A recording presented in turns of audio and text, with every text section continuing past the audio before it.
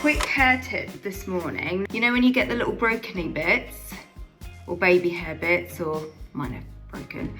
Get your hairspray, put it on your fingertips, and then you're gonna use it like a little bit of structure just on the areas you need it. So you've got broken bits there, let's get those down. And then you can always just spritz and then smooth. And that just keeps all those baby hairs or those broken bits just really in place for the day. Quick tip, hope that helps.